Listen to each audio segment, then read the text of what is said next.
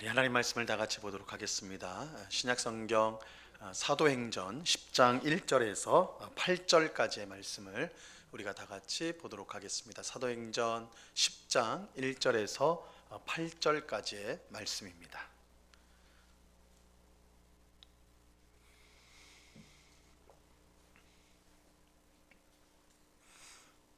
사도행전 10장 1절에서 8절까지의 말씀을 우리 하나님의 말씀을 교독하겠습니다. 제가 먼저 1절을 읽겠습니다.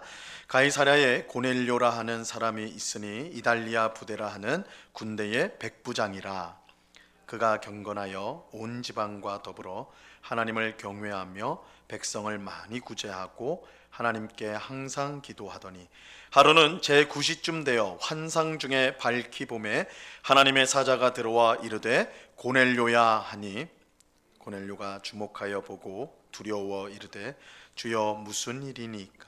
천사가 이르되 내 기도와 구제가 하나님 앞에 상달되어 기억하신 바가 되었으니 내가 지금 사람들을 욥바에 보내어 베드로라 하는 시몬을 청하라. 그는 무두장이 시몬의 집에 유숙하니 그 집은 해변에 있다 하더라.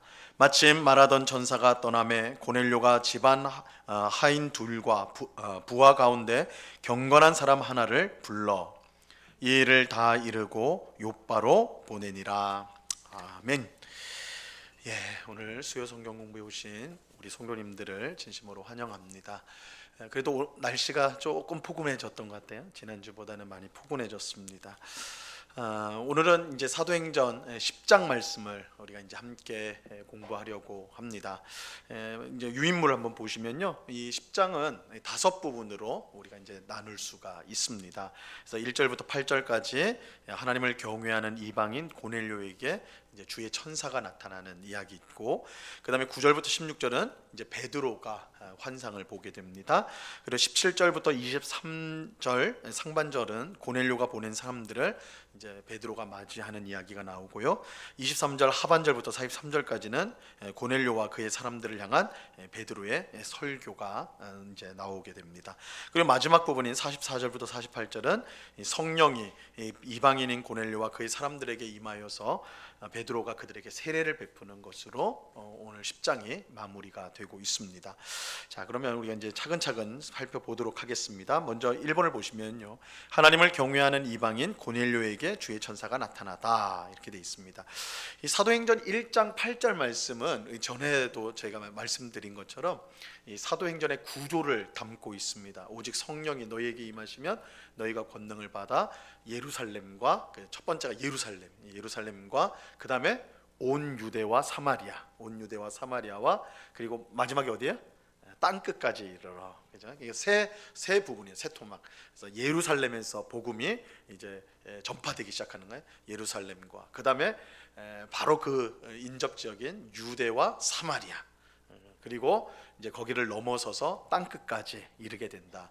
이 사도행전의 구조가 이 1장 8절에 이제 나와 있어요. 그래서 처음에 이제 예루살렘 중심으로 복음이 이제 확산되는 것을 보여주고, 우리가 이제 8장과 9장 우리가 봤죠. 스데반의 순교 이후로 큰 핍박이 예루살렘 교회에 임하여서 예루살렘 속 교회 성도들이 예루살렘을 떠나서 이제 흩어지기 시작한 거예요. 흩어지면서 그들이 이제 복음을 전하는데 유대와 사마리아로, 특별히 빌립이 사마리아에 들어가가지고 복음을 전하잖아요. 그래서 두 번째 부분이 8장과 9장에서 이제 성취가 되는 것입니다. 그 다음에 이제 남은 게 뭐예요? 이제 땅 끝이에요, 그죠? 이방인에게 복음이 이제 전해지는 것이 남았습니다.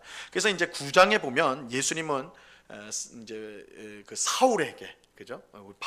사울에게 부활하신 예수님께서 나타나서 그에게 이방인의 사도로 그를 세우죠. 그러니까 이방인 선교를 위한 사람을 세우게 됩니다.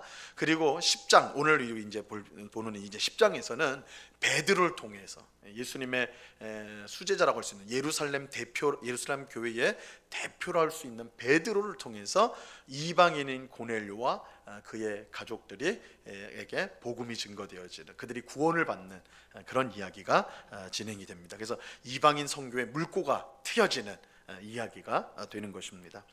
자, 2번을 보세요. 이 고넬료라는 사람은 로마 군대의 백부장입니다. 이 백부장은 우리 이제 성경에서도 예수님 십자가에 못 박힐 때도 백부장이 그 옆에 있어가지고 예수님을 보면서 참 하나님의 아들이었다 이렇게 마가복음에 보면 고백을 하잖아요.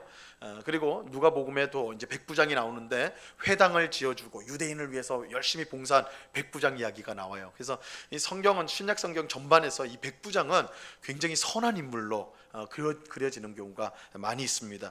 이제 이 백부장은 한 80명 정도의 군사를 거느린, 그래서 뭐 우리식으로 하면 중대장 정도 되는 이제 직책이라고 할 수가 있습니다. 그래서 이 백부장이 고넬료라는 백부장이 가이사랴에 머물러 있었습니다. 무엇보다 그는 이방인임에도 불구하고, 이방인이에요. 온 지방과 더불어 하나님을 경외하였던 사람이었습니다.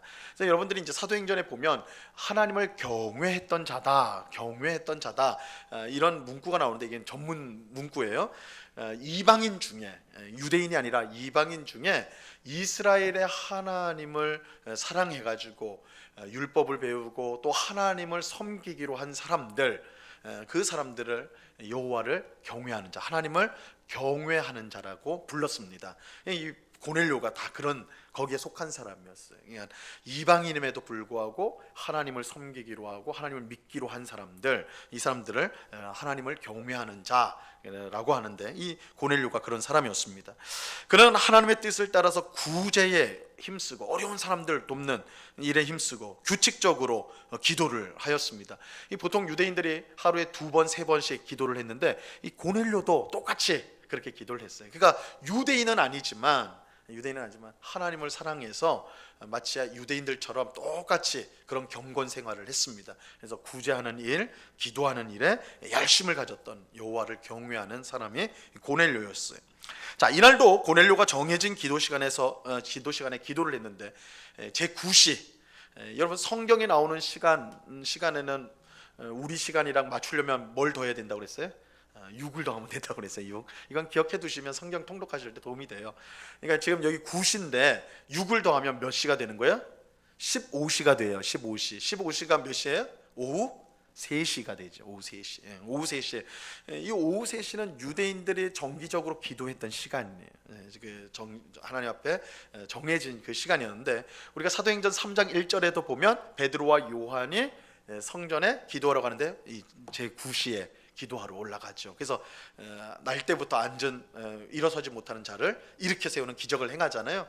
바로 이 9시 기도 시간이죠. 이 고넬료도 마찬가지예요. 지금 9시, 오후 3시 기도 시간에 기도를 하는 중에 이 환상 중에 하나님의 천사가 그에게 나타났습니다. 이렇게 이제 고넬료가 규칙적인 기도 생활을 했다. 그리고 그 기도 시간에 하나님께서 놀라운 역사를 보여주신 거죠. 환상 중에 주의 천사가 나타나 그에게 메시지를 준 거 아닙니까? 그래서 우리가 규칙적인 기도 생활이 굉장히 이제 유익하다. 물론 이것이 절대적인 건 아니다 할지라도 우리가 신앙생활을 할 때 우리가 고넬료한테 배울 수 있는 교훈이 있다면, 이 사람은 이방인인데도 불구하고 규칙적인 기도의 생활을 했다. 그래서 우리도 사실은 우리가 결심이 연약하잖아요, 그렇죠? 우리가 이제 곧 이제 다음 주면 새해인데, 며칠 아니면 새해인데, 새해 되면 우리가 다 그런 신앙적인 결단 혹은 결심을 하잖아요. 내가 올해는 성경을 꼭 읽어야 되겠다, 그죠?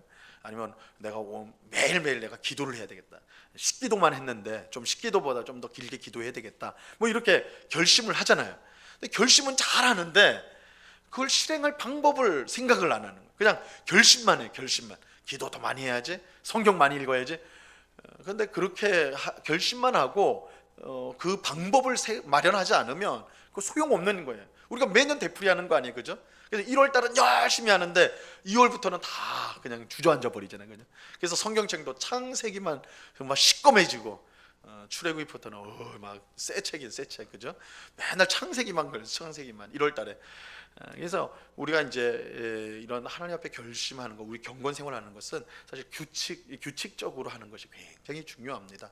우리가 이제 기도 생활이나 성경 읽는 것도 이렇게 시간을 정하고 공간과 시간을 잘 정해서 그것이 몸에 배도록 해야 돼요. 그걸 이제 습관화시킨다고 그러잖아요. 이거는 꼭 우리가 이제 이 신앙생활뿐만 아니라 요즘에 이제 학자들이 많이 연구를 해요. 삶의 어떤 혁신적인 방향을 바꾸는데 사람이 바뀌는데 사람이 바꿔지려면 뭐가 돼야 되느냐? 이 습관을 들여야 된다. 습관. 사람 그래서 이 습관이란 건 몸이 익숙해져야 된다는 거예요. 몸이. 그러니까 우리는 항상 이제 다짐, 결심, 마음에 막 이런 것만 중요시 여기는데 그 실제적인 열매를 맺기 위해서는 몸이 거기에 익어야 된다는 몸이 익기 위해서는 그것을 반복해야 된다는 거예요. 그래서 성경을 읽는다면 내가 시간을 정하는 거예요. 내가 아침에 일어나 가지고 딱 이제 그 시간에 한 30분인 30분 딱 정해 가지고 그 시간에 성경을 읽는 거예요. 그죠? 그래서 몸이 반응을 하는 거예요. 딱 그 시간이 되면 딱 책상에 앉든지 뭐 어떻게 하든지 딱 몸이 반응할 수 있도록 그냥 습관적으로 만들어가는 몸이 반응할 수 있도록 그까지는 시간이 꽤 걸려요. 사실은 습관을 만들. 근데 습관이 되면 그 굉장히 그 일을 쉽게 할 수 있는 것이죠. 오히려 안 하면 이상한 거죠. 그죠? 안 하면 이상한 거예요. 여러분들 밥 먹을 때 시간 딱 정해서 드시는 분이 있을 거예요. 딱 12시만 뭐 12시에 점심 먹고 저녁 6시면 밥을 무조건 먹는 분들. 그러면 6시 밥 안 먹으면 되게 뭔가 불안하고 허전하고 그래요. 왜 그러면 몸이 반응을 하는 거예요. 몸이 익어졌기 때문에. 경건 생활도 마찬가지예요. 기도하는 시간, 공간 이것들이 계속 익숙해져야 돼요. 고넬료가 시간을 정하여서 그죠? 유대인들이 시간을 정하여서 하나님 앞에 기도했다. 그 시간이 되면 몸이 반응하는 거예요. 기도해야 된다. 그죠? 무릎을 꿇고 이렇게 기도하게 되는 거예요. 그래서 우리가 이 고넬료를 통해서도 교훈을 받는 거예요. 이 우리가 경건 생활할 때 습관을 들여야 되는 게 중요하다. 그래서 시간을 정하고 공간을 정해서 성경을 읽고 기도하고 이러한 생활을 해야 된다는 것이죠. 자, 그래서 규칙적인 기도가 은혜를 얻는 좋은 수단이다 우리가 볼 수 있고요. 자, 천사가 환상 중에 나타나서 고넬료를 향해서 내 기도와 구제가 하나님 앞에 상달되어 기억하신 바 되었다 이렇게 말을 하였습니다. 하나님이 고넬료의 기도와 구제를 기억하셨다는 것은 그것 때문에 구원받았다라는 뜻은 아니에요. 우리가 이건 잘 주의하셔야 됩니다. 이건 굉장히 사실은 지금 고넬료는 구원받은 사람이 아니에요. 이방인입니다. 그러니까 사실은 하나님 상관없는 사람인데 그럼에도 불구하고 하나님께서 그의 천사를 보내서 고넬료에게 너의 구제와 기도가 하나님 앞에 상달돼 올려져서 하나님 앞에 올려져서 기억된 바가 됐다. 하나님이 기억하신다. 이렇게 말씀하시거든요. 이게 이제 어떤 학자들은 이게 이제 제사 용어라는 거예요. 우리가 제사를 드릴 때에 양이나 염소나 태우잖아요. 그러면 그 향이 올라가죠. 그죠? 이게 하나님 앞에 올라가는 거예요. 하나님이 그것을 기억하신다. 이게 제사 용어라는 거예요. 그러니까 이 고넬료가 한 구제와 기도는 하나님 앞에서 마치 하나님을 섬기는 제사처럼 여겨졌다. 이렇게 이제 되어지는 것입니다. 그럼에도 불구하고 먼저 기억할 것은 이 고넬료의 기도와 구제 때문에 그가 구원을 받았다 그런 뜻은 아니라는 거예요. 이 성경은 우리가 구원받는 길은 딱 하나예요. 예수 그리스도를 믿어야 돼. 예수님을 믿어요. 그래서 나중에 고넬료가 베드로를 통해 고넬료와 그의 가족들이 복음을 듣고 구원을 받게 되는 이야기가 이제 뒤에 나옵니다. 그럼에도 불구하고 근데 하나님께서는 이 구제와 기도를 통해 고넬료의 구제와 기도를 통해서 그에게 구원을 베푸는 건 아니지만 그것을 기쁘게 받았다라는 것은 오늘 말씀을 통해서 우리가 확인할 수가 있는 거예요. 자, 하나님은 선인뿐만 아니라 악인에게도 똑같이 해를 비치시고 비를 내리시는 하나님이세요. 그렇죠? 하나님께서 차별해서 신자의 밭에만 비를 내리시고 불신자 밭에는 막 햇볕만 쨍쨍해가지고 다 말라 죽이고 막 이러지 않잖아요. 다 똑같이 동일하게 내리세요. 악인과 선인에게 똑같이 해를 비추시고 비를 내리신다. 이거 예수님이 하신 말이에요. 이거 하나님 자비하신 분이다. 이것은 사람의 선행이 효력을 가지지 못하고 구원의 효력을 가지지 못하지만 그것이 하나님의 뜻에 부합했을 때는 하나님이 그것을 기쁘게 받으신다라는 걸 보여주는 거예요. 이거를 우리가 이제 일반 은총적이라 말할 수 있어요. 하나님께서 구원과 상관없이 그의 은혜를 모든 사람에게 베풀어 주시는데 거꾸로 우리가 비록 불신자라 할지라도 이 고넬료의 경우처럼 하나님을 생각하면서 선을 행하였을 때 하나님은 그것을 기쁘게 여기신다 이렇게 우리가 볼 수가 있습니다. 자, 3번 보세요. 천사는 고넬료에게 욥바의 사람을 보내요. 욥바에 왜 보내느냐? 거기 베드로가 있어요. 베드로가 베드로를 청하여 오도록 지시를 합니다. 고넬료는 즉시 하인들과 경건한 부하 하나를 요바로 보내었지요. 하나님을 경외하는 사람은 이처럼 즉시 순종한다. 우리가 이거 고넬료의 또 순종을 보게 됩니다. 자, 두 번째 부분입니다. 베드로가 본 환상. 이 고넬료가 보낸 사람들이 요바에 가까이 왔을 때, 베드로가 머물고 있는 요바라는 도시에 가까이 왔을 때 베드로는 기도하려고 지붕에 올라가 있었습니다. 유대인들 지역의 이 집은, 주택은 그 옥상이 이렇게 뾰족한 게 아니라 평평했어요. 우리 연립주택들 우리 보는 것처럼, 우리 사택도 그렇죠. 위에 옥상이 평평하잖아요, 그죠? 평평해서 거기서 사람들이 뭔가를 할 수 있는 그런 공간이 있었습니다. 베드로가 지금 그 공간에 올라가서 기도를 하는 거예요. 기도를 지붕에 올라가서 기도를 해요. 근데 이때 베드로도 환상을 보게 됩니다. 기도할 때 환상을 봐요. 이 고넬료와 베드로가 똑같이 기도 시간에 하나님의 역사를 경험했다는 것, 의미심장한 것이죠, 그죠? 기도를 통해 하나님께서 기도하는 고넬료와 기도하는 베드로를 통해서 둘이 똑같이 환상을 보여주시고 그들을 연결시키고 주시고 있다. 이 기도가 굉장히 중요한 하나님의 역사의 수단으로서 지금 보여지는 거예요. 전에도 말씀드렸지만 누가복음과 사도행전에서 기도는 굉장히 중요한 주제예요. 하나님의 역사하심이 잘 드러나는 수단으로서 기도, 오늘 본문에서도 분명히 보게 됩니다. 자, 베드로는 이제 기도를 할 때 환상을 보게 되는데, 하늘이 열리면서 아주 큰 그릇이, 보통 그릇이 아니에요. 그 밥그릇 생각하시면 안 돼요. 엄청나게 큰 그릇이에요. 왜냐하면 그 안에 동물들이 있었으니까, 동물들이 여러 동물들, 새들 막 이런 것들이 있었으니까 굉장히 큰 그릇이에요. 그 큰 그릇이 내려왔는데 그 안에는 땅에 있는 각종 네 발 가진 짐승, 기는 것과 기는 것은 뱀이나 이런 거겠죠. 공중에 나는 새들이 그 그릇 안에 딱 있었어요. 그런데 이제 그릇 안에 보면 유대인들이 먹어서는 안 되는 동물들이 그 안에 있었던 거예요. 대표적인 게 돼지예요. 돼지는 율법에 의하면 먹어서는 안 되는 동물에 속하는 겁니다.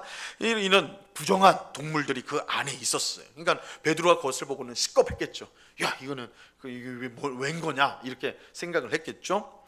그런데 이제 하늘에서 큰 소리가 들렸어요. 뭐라고 들냐면, 베드로야, 일어나 잡아 먹어라. 이렇게 되는 거예요. 잡아 먹어라. 우리 같으면 감사합니다 하나님하고 삼겹살, 오늘 저녁은 삼겹살이다 이러면서 잡아먹었을 텐데, 베드로는 절대 그럴 수가 없네요. 절대. 그래서 베드로가 뭐라고 하냐면, 주여 절대 그럴 수 없습니다. 그래서 주여 절대 그럴 수 없습니다. 왜냐하면 그 안에는 돼지와 같이 유대인들이 먹어서는 안 되는 부정한 동물들이 그 안에 있었기 때문에 그래요. 베드로는 유대인으로 지금까지 율법이 금한 것을 먹은 적이 없었어요. 그래서 하나님, 저는 절대로 이런 부정한 음식 지금까지 먹은 적이 없는데요, 절대 먹을 수 없어요. 이렇게 말했어요. 그럴 때 이때 이제 하나님께서 또 말씀하세요. 두 번째 소리가 납니다. 두 번째, 하나님께서 깨끗하게 하신 것을 내가 속되다 하지 말라. 그죠? 야, 내가 너한테 먹으라고 하는데 왜 안 먹어? 이 말이에요. 그죠? 내가 먹으라고 할 때는 그거 먹어도 괜찮은 거니까 먹으라고 하는 거지. 근데 왜 안 먹어? 이렇게 하는 거예요. 어떻게 보면 지금 하나님과 베드로가 실랑이를 벌이는 거예요. 베드로가 대단한 사람이에요, 그죠? 하여튼 하나님하고 지금 실랑이를 하는 거예요. 하나님 먹어. 근데 베드로는 전 먹을 수 없어요. 율법에 먹지 말라고 그랬어요. 전 못 먹어요. 이렇게 하고 있는 거예요. 이게 이제 3번이 반복이 됩니다. 3번이 반복되고 그 다음에 이제 그릇이 다시 하늘로 올라가게 됩니다. 자, 2번 보세요. 하나님은 율법을 통해 부정한 동물을 먹지 말 것을 명령하셨습니다. 이게 이제 레위기에 나와 있죠. 레위기 11장에 보면 먹을 수 없는 부정한 동물의 목록이 쫙 나옵니다. 그거 먹지 말라고 그래요. 그 왜 그렇게 해놨느냐? 사실 좀 이 부분 가지고는요, 학자들이 의견들이 많이 나뉘어요. 왜 못 먹게 하냐는 음식을. 이게 동물들, 제가 말씀드린 돼지 같은 거, 오징어 같은 거, 비늘이 없는 이제 그 물 속에 있는 건 못 먹거든요. 그러니까 우리가 좋아하는 오징어도 먹어서는 안 되는 거예요. 그게 지느러미가 없기 때문에. 이런 식으로 부정한 동물들을 해놓는다면, 정한 동물과 부정한 동물 이렇게 해놔요. 이렇게 구별을 시켜놓고 너희는 부정한 동물을 먹어서는 안 돼, 이렇게 하는데, 이게 이 둘의 차이가 뭔가 그래서 이제 여러 가지 의견들이 있어요. 이게 위생상 이 부정한 동물들은 위생상 좋지 않다느니, 뭐가 부족한 게 있어가지고 그렇다느니. 근데 이게 참 쉽지 않아요. 그런데 우리가 이제 성경에 보면 하나님께서 뭐라고 하냐면 내가 거룩하니까 너희도 거룩해야 된다, 이렇게 말씀하세요. 그래서 우리가 정확한 이유는 알 수 없다 할지라도 그 동물들을 통해서 하나님은 그의 백성들이 거룩하게, 그러니까 거룩하다는 것은 하나님의 것으로 구별된다는 뜻이에요. 하나님 백성의 정체성을 가지기를 바라셨던 거예요. 그래서 이 음식법을 통해서, 그러니까 이스라엘 백성들은 음식을 통해서 하나님을 믿지 않는 사람과 자기 이방인과 자신을 구별을 했던 것이죠. 우리는 하나님의 것이야. 그래서 우리는 먹을 때도 하나님이 정하신 거룩한 것만 먹어, 이렇게 되는 거예요. 이 구별을 시키는 사건이었어요. 자, 하지만 하나님은 베드로에게 바로 그 부정한 음식을, 동물을 먹으라고 지금 말씀하고 있는 것이에요.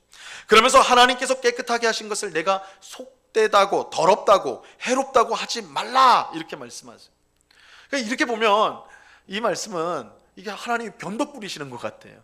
율법에서는 하지 말라 그랬어요, 그죠? 그래서 베드로도 나는 태어나면서 한 번도 삼겹살은 내 입에도 대지 않았습니다.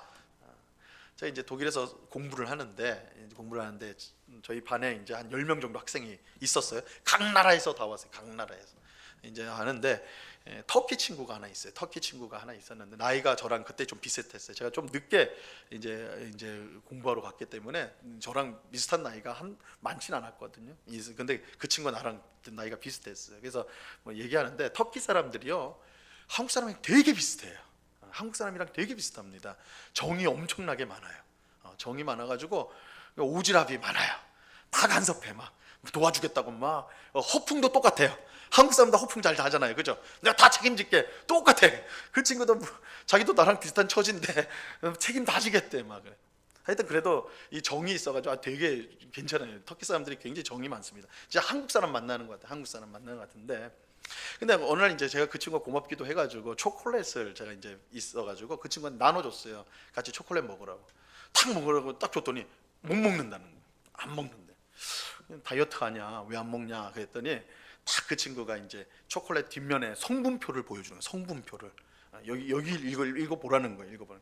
딱 보니까 거기에 뭐라고 돼 있냐면 돼지 기름이 들어가요. 초콜릿에, 그러니까 제가 하여튼 기억에는 돼지 기름으로 돼 있던 것 같아요. 하여튼 돼지와 관련된 그게 이제 성분이 그 안에 있는 거예요. 딱 그걸 가리키면서 자신은 못 먹는다는 거예요. 그 이슬람 교인도 제가 알기로는 못 먹어요. 돼지를 못 먹습니다. 그러니까 자기는 이것 때문에 먹지 못한다, 이렇게 이제 된 것이죠. 그러니까 이게 이제 이 음식법이라는 것이 이렇게 이제 굉장히 엄격한 거예요. 자신의 정체성과. 그러니까 베드로가 나는 어릴 때부터 한 번도 먹지 않았다. 난 하나님의 백성이기 때문에 난 하나님의 백성이기 때문에 율법을 어길 수가 없고, 그래서 음식을 절대 이런 하나님께서 율법에서 먹지 말라는 거 안 먹었다 그러잖아요. 근데 하나님은 지금 뭐라 그래요? 먹어라 그러잖아요. 먹어라. 하나님, 내가 깨끗하게 한 걸 너가 속되다 하면 안 된다. 아니, 율법은 하나님이 주신 건데 지금 무슨 소리 하는 거예요? 하나님이 앞하고 뒤하고 말이 달라져 버린 거예요, 그죠? 그러니까 이거 보면 이거 하나님이 변덕을 부리시는 건가? 하나님 율법으로는 하지 말라 놓고 베드로한테는 하라고 그러는 거잖아요, 그죠? 이 베드로를 괴롭히는 건가? 변덕을 보여주는 것처럼 보이는데 그런 것이 아닙니다. 이것은 사실은 이 모든 율법이 굉장히 중요한 내용이에요. 모든 율법이 하나님의 아들이신 예수 그리스도를 통해, 예수님을 통해 성취되었기 때문에 지금 이렇게 베드로에게 말씀을 하시는 거예요. 자, 마태복음 5장 17절 말씀 그거 보세요. 굵은 글씨로 돼 있죠. 내가 율법이나, 거기 한번 같이 읽어봅니다. 시작. 내가 율법이나 선지자를 폐하러 온 줄로 생각하지 말라. 폐하러 온 것이 아니요 완전하게 하려 함이라. 그죠? 예수님 뭐라고 그래요? 내가 율법이나 선지자를 폐하러, 없애려고 온 게 아니라 뭘 하려고요? 완전하게 하려고. 이 완전하게 한다는 거는 완성시킨다는 거예요. 성취한다, 완성시킨다 라는 의미를 갖고 있는 거예요. 자, 보세요. 구약 성경의 율법으로 말미암아 이스라엘 백성들은 그 율법을 지킴으로써 하나님 백성과 이방인 사이를 구분시켰단 말이에요, 그죠? 근데 예수님이 오심으로 이 율법이 완성이 되어가지고 이 음식을 먹느냐 안 먹느냐로 하나님 백성이 되는 게 아니에요. 예수님이 다 완성을 하셔서 그건 이제 효력이 사라진 거예요. 그럼 이제 뭐냐? 예수님을 믿느냐 믿지 않느냐. 예수님께 속해 있느냐 속해 있지 않느냐로 구분이 되는 거예요. 그래서 더 이상 음식법이라든지 혹은 제사법이라든지 이런 구약의 율법으로 하나님 백성이 이제 구별되어지는 그런 일이 없다라는 거예요. 이제 완전히 새로워진 것이죠. 그죠? 그래서 우리가 이제 우리는 더 이상 구약 백성처럼 제사를 드리지 않죠. 그죠? 우리 주일날 올 때 양 염소 데리고 온 사람 없어요? 제사 안 드립니다. 그 다음에 우리가 뭐 유월절이나 초막절 같은 절기를 안 지키죠. 그죠? 안 지킵니다. 물론 이단들 가운데는 유월절 지켜고 초막절도 지켜야 된다는 이단들도 있어요. 근데 이제 그들은 여전히 구약에 사로잡혀 있는 거예요. 그들은 예수님이 오셔서 그것을 완성하신 것을 모르는 거예요. 그죠? 그거는 아직 구약에 갇혀 있는 거고, 우리는 그것이 예수님 안에서 이제 완성이 되었기 때문에 지킬 필요가 없는 거예요. 우리는 예수님 안에서 예수님의 법을 따라가는 사람이, 예수님이 그걸 다 성취를 하셨기 때문에 거기에 이제 제한되지 않는단 말이에요. 자, 음식 문제도 마찬가지입니다. 모든 음식은 하나님이 주신 것으로 감사함으로 받으면 버릴 것이 없다. 디모데전서 4장 4절에 그렇게 말하고 있어요. 왜요? 예수님 안에서 이 음식법이 이제는 사라졌기 때문에 그래요. 완성이 돼서 이제 효력을 잃은 거예요. 그죠? 우리를 더럽히는 것은 우리 입으로 들어가는 음식이 아니라 뭐예요? 우리 마음에서 나오는 악이에요. 이거 우리 새벽 기도회 때 엊그저께 예수님이 하신 말씀이잖아요. 그죠?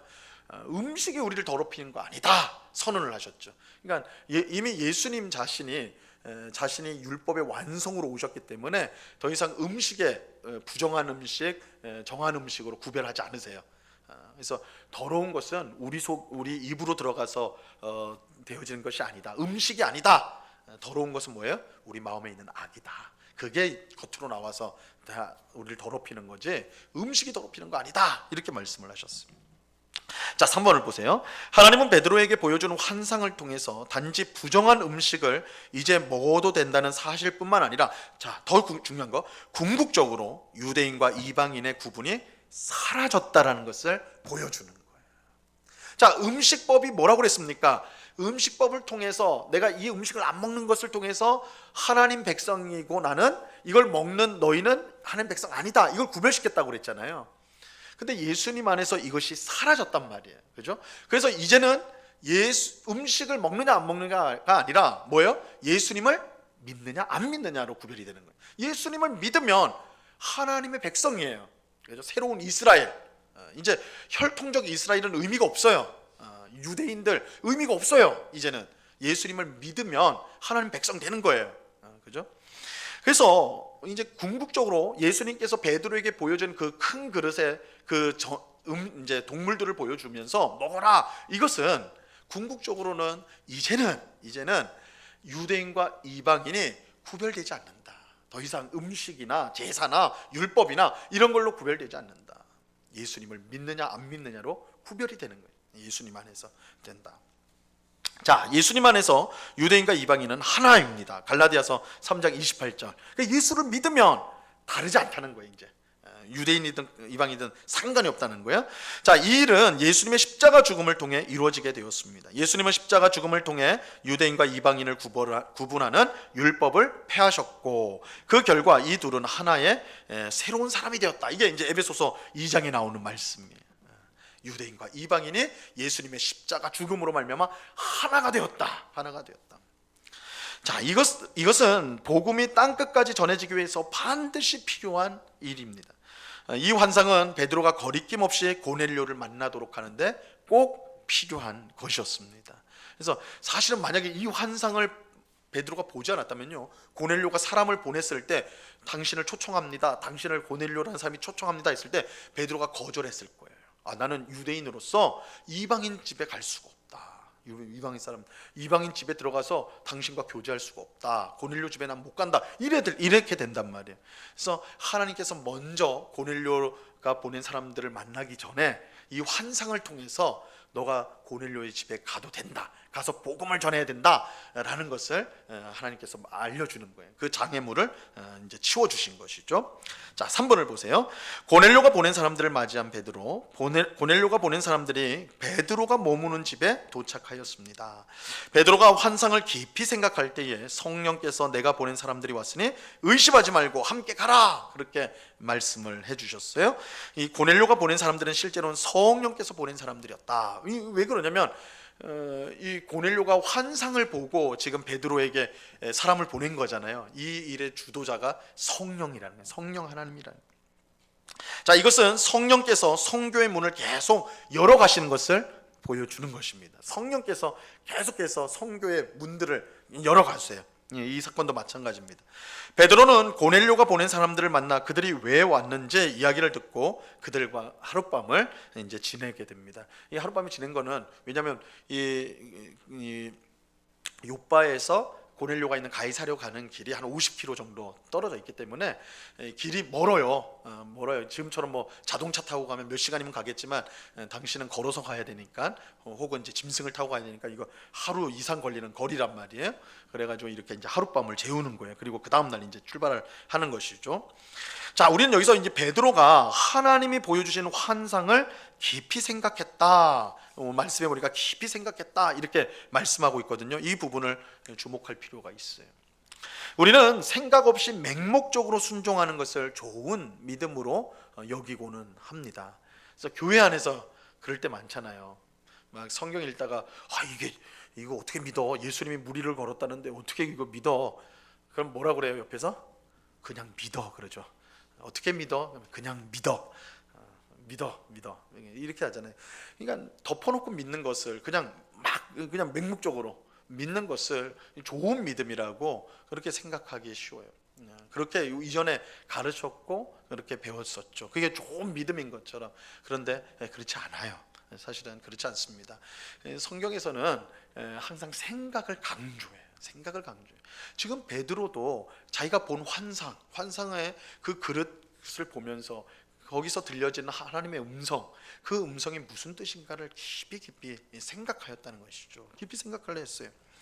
여러분, 우리는 생각을 해야 돼요. 우리가 기도하면서 하나님이 우리에게 어떤 마음을 주실 수가 있어요. 또 우리가 성경을 읽으면서 이게 하나님의 뜻이구나, 이렇게 생각할 수가 있어요. 그럴 때 그것을 가지고 그냥 맹목적으로 그냥 그렇구나 이렇게 갈 것이 아니라 그걸 생각해 볼 필요가 있는 거예요. 이 생각이라는 것은 그냥 무조건 막 따지고 보자 이것보다는 이것이 하나님의 뜻인가, 과연 뜻인지 아닌지를 구별해야 되고, 하나님의 뜻이라면 내게 하나님이 구체적으로 무엇을 원하는가, 그것들을 깊이 생각해 볼 필요가 있다는 것입니다. 그럴 때에 우리의 순종은요, 그 기초가 든든하고 더욱 힘있게 되는 거예요. 맹목적 순종은 가다가 어느 순간에 멈춰버려요. 내가 왜 이렇게 하는 거지? 이런 모습에 걸려버린단 말이에요. 그죠? 그래서 하나님이 우리에게 어떤 말씀을 주시나 뜻을 보여주셨을 때 그것을 깊이 생각하는 것은 유익한 거예요. 그래서 예수님도, 사도 바울도 우리에게 계속해서 생각하라. 여러분, 성경에는 의외로 생각하라 라는 말씀이 많이 나옵니다. 그래서 제가 이제 몇 개만 적어봤는데, 누가복음 12장 24절에서 예수님이 까마귀를 생각해봐라 뭐 이렇게 말씀하시거든요. 생각해봐라는, 생각해보라고 그러고, 로마서 12장 3절, 에베소서 2장 11절, 빌립보서 4장 8절에서 사도 바울도 너희는 생각해라 이렇게 말씀하십니다. 자, 4번 보겠습니다. 고넬료와 그의 사람들을 향한 베드로의 설교, 23절 하반절에서 43절까지입니다. 자, 다음 날 베드로는 고넬료가 보낸 사람들과 함께 가이사랴에 있는 고넬료의 집으로 가게 됩니다. 이때 이제 베드로가요, 6명의 형제들과 함께 그 길을 갑니다. 오늘 본문에는 이제 여러 사람과 갔다 이렇게만 나와요. 근데 그 다음 장 11장 12절에 보면 6명이 함께 갔다는 걸 알 수가 있어요. 베드로가 6명의 형제와 같이 갔어요. 이거는 베드로가 일부러 그렇게 한 거예요. 왜냐하면 이게 지금 우리한테는 이 사건이 별 큰 그게 아닌 것 같아요. 베드로가 하나님이 가라고 했으니까 고넬료의 집에 가면 되는 거지, 뭐가 그게 어려워 하겠지만, 지금 베드로는 유대인으로서 이방인인 고넬료의 집으로 들어가는 말. 이건 사실은 이제 나중에 보면 베드로가 고넬료한테 말해요. 유대인인 내가 이방인인 너희 집에 와서 너희와 교제하는 게 위법이다, 불법이다라는 것을 너희가 안다, 이렇게 말을 해요. 그러니까 유대인들이 이방인과 어울리는 것은 있을 수가 없는 일이에요, 당시 이 유대인들에게는. 그렇기 때문에 이건 굉장히 획기적인 사건이란 말이에요. 근데 이것이 베드로가 이 주신 환상을 생각할 때 이게 하나님의 뜻이다라는 것을 자기가 확신하게 된 거예요. 그래서 이 일에 증인들이 필요했던 것이죠. 그래서 베드로는 분명히 이 일이 문제가 될 것 같다라는 걸 생각을 하고 6명의 형제를 함께 데려가서 이 일이 하나님으로부터 되어진 일임을 증언하도록 이 증인들을 데려갔습니다. 실제로 이제 우리 다음 시간에 볼 11장에서 베드로가 신문을 받아요. 실제로 이 사건으로 인해서 네가 왜 이방인의 집에 갔느냐, 이렇게 이제 신문을 받을 때 이 이제 6 형제들이 증인이 되어 줍니다. 자, 그만큼 이제 지금 일어나는 일이 중요하고 획기적인 일이라는 거예요. 베드로가 고넬료의 집에 도착하자 고넬료와 그의 친척과 가까운 친구들이 함께 모여 있었어요. 이때 이제 고넬료가요, 베드로 앞에 엎드려서 절합니다. 다 엎드려 절해요. 마치 하나님이 온 것처럼, 다 절을 해요. 그러니까 베드로가 어떻게 합니까? 기분 좋다, 이렇게 했을까요? 아니에요. 바로 고넬료를 이렇게 하면서 뭐라고 그럽니까? 나도 사람이다. 야, 나 사람이다. 나 하나님 아니다. 나 천사 아니다. 사람이다. 똑같은 너와 나와 똑같은 사람이다. 이렇게 이제 말을 하지요. 하나님 외에는 경배를 받을 수 없다. 이거는 사실 하나님의 일을 하는 사람들의 철칙입니다. 하나님 외에는 경배를 받아서는 안 돼요. 경배를 받아서는 안 돼요. 요한계시록 22장에 보면 사도 요한이 천사가 옆에 있어서 말씀을 하니까 그 천사 앞에 절을 해요. 경배를 하려고 한다고요. 그러니까 천사가 하지 말라고, 하나님께만 경배하고 나한테는 하면 안 된다. 난 너의 동료지, 나한테 절을 하면 안 된다, 이렇게 말을 해요. 그래서 우리가 경배하고 섬겨야 될 분은 하나님밖에 없다. 이것을 꼭, 이건 너무나 당연한데도, 당연하지만 우리가 사람이 우상을 만든 거 좋아하거든요. 그래서 목사도 우상으로 만들고, 그죠? 누구도 우상으로 만들고, 이 우상을 만드는 일들을 좋아해요. 근데 절대로 사람이 우상이 될 수 없다. 천사도 우상이 될 수 없다. 우리의 경배와 찬송을 받으실 분은 오직 하나님이다. 여기서 우리가 이제 또한 볼 수가 있습니다. 2번, 베드로는 고넬료를 비롯하여 이방인들이 모여 있는 것을 보면서 내가 유대인으로 이방인과 교제하며 가까이 하는 것이 위법이지만 하나님께서 아무도 속되다 하거나 깨끗하지 않다고 하지 말라 하시기로 여기에 왔다. 그죠? 여기 말하잖아요. 유대인과 이방인이 교제하며 가까이 하는 것이 뭐라고요? 위법이래잖아요. 위법. 율법을 어기는 것이다. 율법을 어기는 것이다. 이게 왜 그러냐면 이방인들이 먹는 음식들이 뭐겠어요? 이방인들은 아무거나 다 먹을 거 아니에요. 그죠? 그러니까 당연히 이방인과 교제하면 유대인들이 먹어서는 안 되는 음식을 먹을 수밖에 없어요. 그 당시 이방인들은 대부분 우상 숭배자들이었단 말이에요. 그 안에 우상들이 있었어요, 집 안에. 그러면 유대인들이 그 안에 들어가는 걸로 그 자체로 우상과 함께하는, 귀신과 함께하는 그런 상황이 되는 것이죠. 그래서 위법하다, 이 말을 하는 것입니다. 위법하다. 그래서 지금도 이 정통 유대인들, 그러니까 아주 지금도 이제 여러분들 유대인이라고 해서 다 율법을 잘 지키는 건 아니에요. 그건 우리도 마찬가지예요. 기독교인이라고 해서 다 주일 다 잘 지키고 막 이런 거 아니죠. 날라리들이 있단 말이에요. 유대인들도 그래요. 날라리들이 있습니다. 근데 진짜 정통들은 외부인들을 초청할 때도 숟가락 젓가락이 따로입니다. 절대 자기 것을 안 줍니다. 왜 손님용이 따로 있어요. 섞이지 않으려고 그래. 그러니까 그런 것들이 남아 있는 거예요, 여전히. 그러니까 이게 유대인들한테 얼마나 강력한 건지 몰라요. 이방인과 함께 한다는 건 너무 이게 안 된단 말이에요. 그런데 이 베드로가 하나님이 보여준 그 환상을 이제 바르게 해석하고, 하나님께서 이방인을 만나도 그들이 부정한 것이 아니다라는 것을 자기가 인정하고 이렇게 왔다라는 것이죠. 자, 베드로는 왜 자신을 불렀는지 물었고 고넬료는 자기에게 주의 천사가 나타난 이야기를 들려주었습니다. 그러면서 이렇게 말을 해요. 33절에 우리는 주께서 당신에게 명하신 모든 것을 듣고자 하여 다 하나님 앞에 있나이다. 이 고넬료는 믿지도 않는, 원래 신자도 아니면 구원받은 사람도 아닌데도 신자보다 훨씬 낫죠. 웬만한 이 표현을 보세요. 고넬료는 비록 사람인 베드로 앞에 있었지만 하나님께서 그를 보내셨다고 믿었기 때문에 뭐라고 그래요? 우리가 하나님 앞에 있습니다. 하나님 앞에 있습니다. 이렇게 말을 하죠. 또 주께서 베드로에게 명하신 모든 것을 듣겠다. 이렇게 말을 합니다. 하나님께서 베드로를 통해 말씀하신다는 것을 그가 믿었기 때문입니다. 그러니까 그는 베드로가 하나님이 보내신 사람이기 때문에 내가 베드로 앞에 있다는 것은 하나님 앞에 있다는 것이고, 베드로의 말씀을 듣는다는 것은 그를 통해 하나님이 내게 말씀하신다, 이 의식을 갖고 있었다, 그 믿음을 갖고 있었다는 거예요. 자, 이런 고넬료의 모습은 바울에게 말씀을 들었던 데살로니가 교회 성도들의 모습과 같다고 할 수가 있습니다. 자, 굵은 글씨로 되어 있습니다. 데살로니가 전서 2장 13절에 보면요, 이렇게 말씀합니다. 같이 읽어볼까요? 시작. 이러므로 우리가 하나님께 끊임없이 감사함은 너희가 우리에게 들은 바 하나님의 말씀을 받을 때에 사람의 말로 받지 아니하고 하나님의 말씀을 받음이니 진실로 그러하도다. 이 말씀이 또한 너희 믿는 자 가운데서 역사하느니라. 지금 이 바울이 데살로니가 성도들을 칭찬하면서 뭐라고 하냐면, 너희가 하나님의 우리가 너희에게 말씀을 전할 때, 하나님 말씀 전할 때 그 말씀을 뭐의 말로 받지 않고요, 사람의 말로 받지 않고 하나님의 말씀으로 받는다, 이렇게 말해요. 너희가 하나님의 말씀으로 받았다. 하나님의 말씀.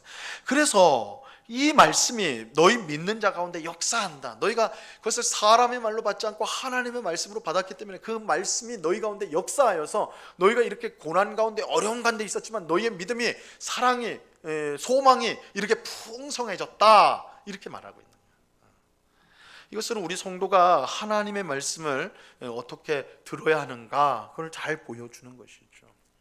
그래서 우리는 하나님께서 우리에게 말씀을 해주시는데 이 성경을 통해서 우리에게 말씀하시고, 또 설교라는 예배 가운데 설교를 통해, 설교자를 통해 하나님이 우리에게 말씀하신다, 이 사실을 우리가 기억할 필요가 있어요.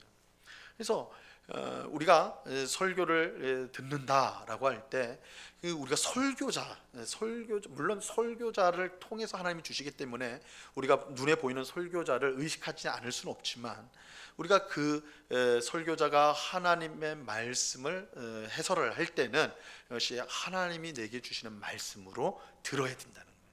우리가 하나님의 말씀으로, 고넬료가 베드로에게 당신에게 주신 말씀을 우리가 다 듣겠습니다. 베드로의 말을 들으려고 있는 것이 아니었어요. 그를 통해 주시는 하나님의 말씀을 들으려고 있었던 것이죠.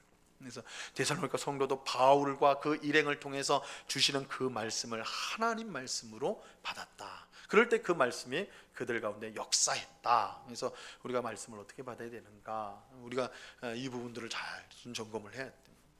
그래서 우리가 예배 드릴 때에 이 설교자를 통해서 주시는 말씀을 하나님의 말씀으로 받는 것, 물론 이 설교자는 이 설교를 할 때에 자신의 견해나 의견을 말하는 것이 아니라 설교 말씀을 강해를 해야 돼요. 그러니까 성경 말씀을 강해라는 게 해설을 해서 설명을 해야 된다는 거거든요. 그럴 때에, 그러니까 우리가 설교자가 하는 말을 분별할 필요는 있어요. 분별해야 됩니다. 우리가 성경에서 보면 이렇게 이제 데살로니가 전서 2장에서는 설교자의 말을 통해서 우리가 하나님의 말씀으로 들었다, 이렇게 하지만 우리가 이제 요한일서 4장이나 또한 사도행전 17장에 보면 설교를 들을 때에 그것을 분별해야 된다라고 또 말을 해요. 분별을 해야 된다. 왜냐하면 이거는 이제 우리가 설교를 들을 때 설교자를 통해 주시는 하나님의 말씀으로 받아야 되지만, 그 전하는 사람이, 설교자가 연약한 인간이기 때문에 하나님의 말씀을 전한다 할 때 그 사람이, 말씀에 오류가 있는 것이 아니라 그 사람에게 오류가 있어서 제대로 전달이 되지 못할 수도 있는 거예요. 그래서 그 부분에 있어서 성도는 또한 분별해야 될 필요가 분명히 있습니다. 이 분별이라는 것은 그렇다고 저 설교자는 엉터리야, 막 공격하고 막 그렇게 하라는 것이 아니라, 전해진 말씀이 하나님, 내가 읽고 있는 이 성경과 일치하는가, 오늘 이 성경 본문을 해설을 했는데 이 본문과 또 다른 성경의 내용들과 같이 볼 때에 일치하는가 아니면 어긋나는가, 그걸 분별하라는 거예요. 어긋난다면 그건 받을 수 없는 거예요. 그러나 일치한다면 그것은 그 설교자의 말이 아니라 누구의 말이에요? 하나님의 말씀입니다. 그것을 하나님의 말씀으로 받아서 듣는다면 그것보다 복된 일이 없어요. 제가 이제 전에 어떤 교회에서 사역할 때 교회에 큰 어려움이 생겼어요. 큰 어려움이 생겨서 교회가 반으로 쪼개져 버렸어요. 반으로 쪼개져서 이제 서로 으르렁거린 거예요. 으르렁거려. 근데 이제 그래서 으르렁거리니까 이제 예배 시간마다 이제 목사들이 올라와서 이제 설교를 하잖아요.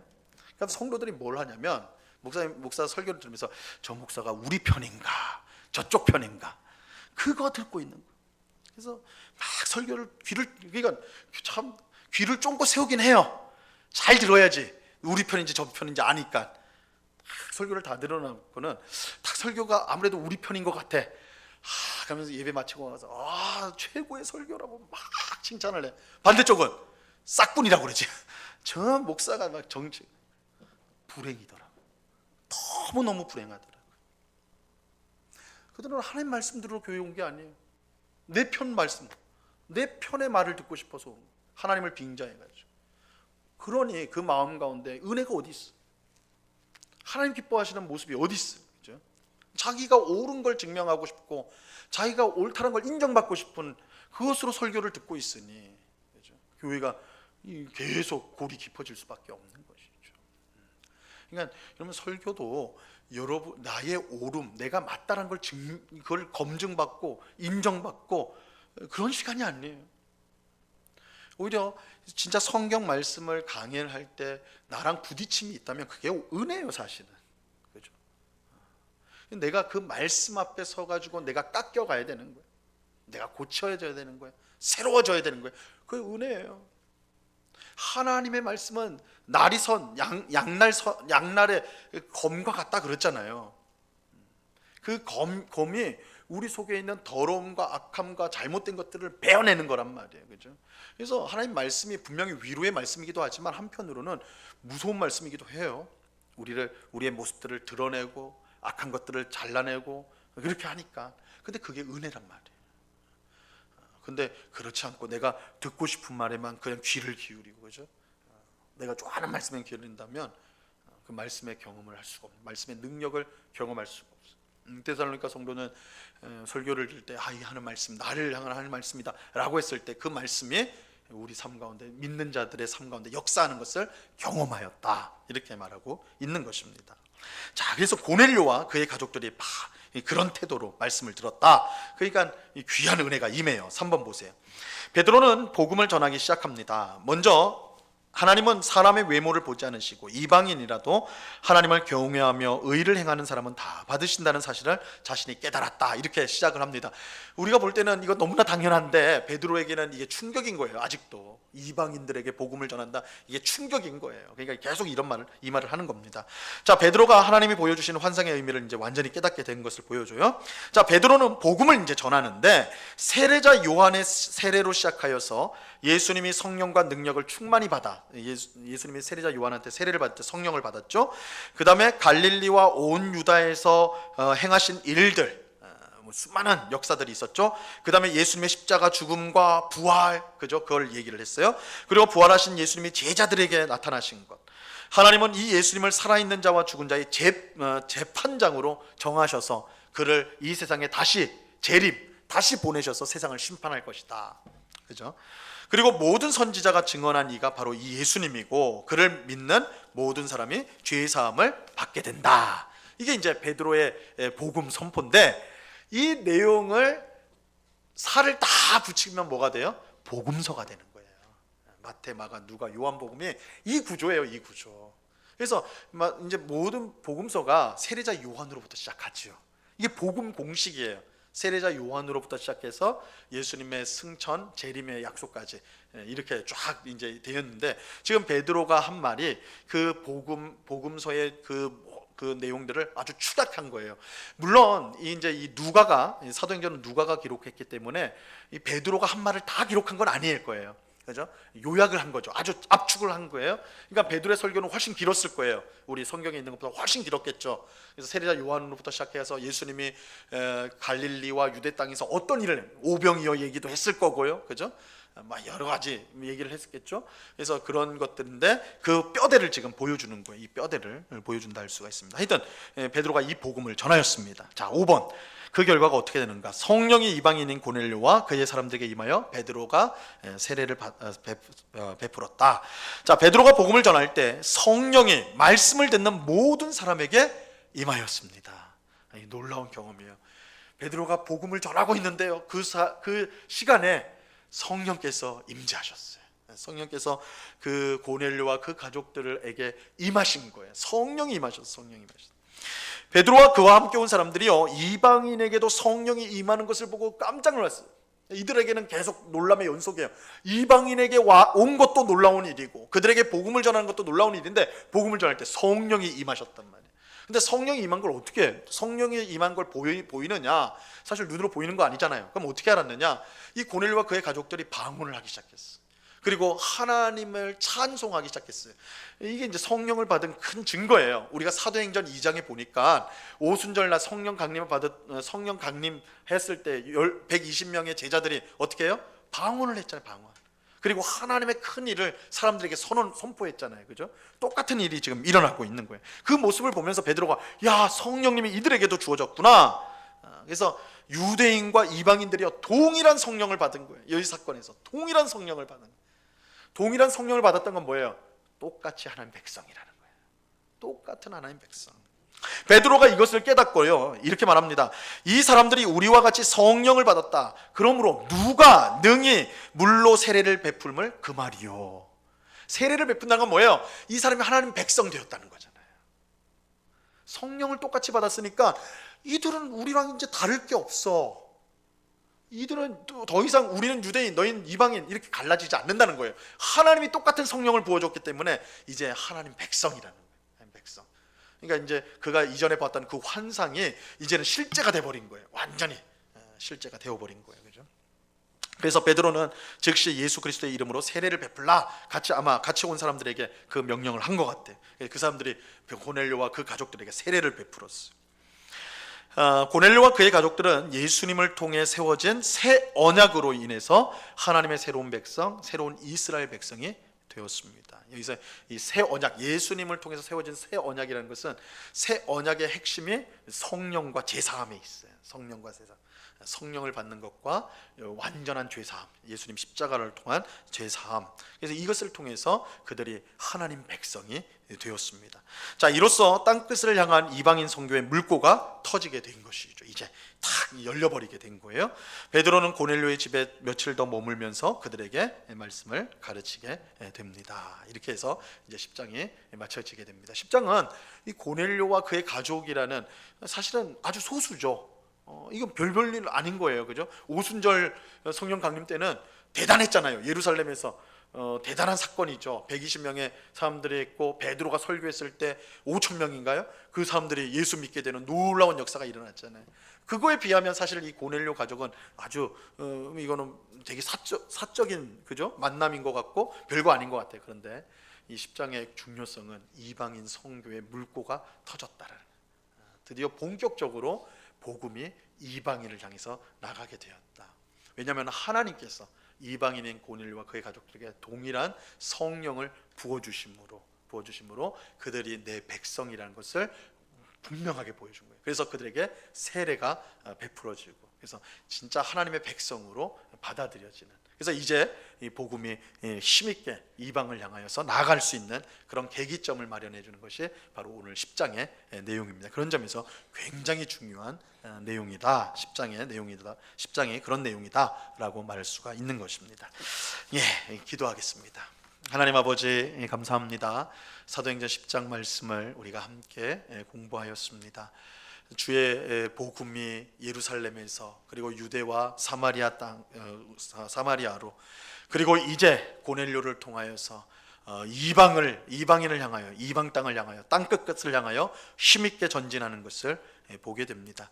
주님, 유대인인 베드로가 이방인 고넬료에게 가서 복음을 전하는 것, 이것이 얼마나 힘들고 어려운 일이었다는 것을 오늘 우리가 말씀을 통해 보는데, 하나님께서 그 모든 장애물들을 치워주셔서 모든 사람이 차별 없이 예수 그리스도 안에서 하나라는 것을 보여주셨습니다. 이러한 사실을 우리가 꼭 기억하고 아버지 하나님 차별을 만들고 또한 서로 따돌리고 편을 짓고 하는 것들이 주님이 원하시는 것이 아님을 알고 모든 사람에게 복음을 전하고 모든 사람을 주님의 사람으로 사랑하는 그런 저희들이 될 수 있도록 오늘 말씀을 통해 교훈을 받는 저희들이 될 수 있도록 도와 주시옵소서. 감사하오며 예수 그리스도 이름으로 기도드리옵나이다. 아멘.